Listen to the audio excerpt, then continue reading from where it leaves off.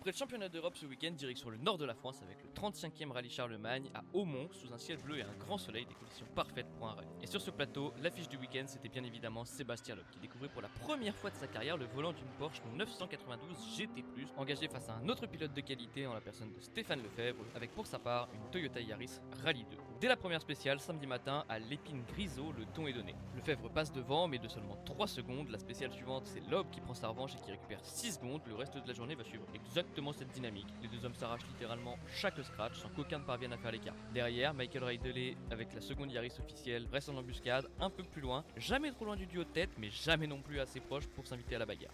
À la fin de la première étape, c'est Lefebvre qui est en tête, avec un écart assez mince, puisqu'on est à 5 petites secondes d'avance sur la Porsche. Avec la météo du dimanche qui ne semble pas être changeante, il y a toujours moyen de moyenner pour Sébastien Loeb.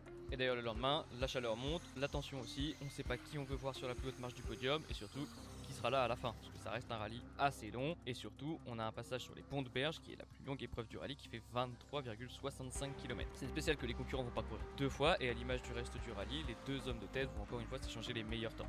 Et finalement, à l'arrivée, ce sera Stéphane Lefebvre qui va décrocher la victoire face à Sébastien Loeb pour à peine 10 secondes d'avance. Mais ça restera un beau coup d'accoute que les deux hommes nous ont proposé ce week-end. Ils nous auront également montré qu'ils étaient quand même un cran au-dessus par rapport au reste du plateau, puisque Michael Ridley complète le podium en 3ème position, mais avec plus de 2 minutes de retard. C'est tout pour ce récap du rallye Charlemagne. Nous, on se voit la semaine prochaine. D'ici là, portez-vous bien.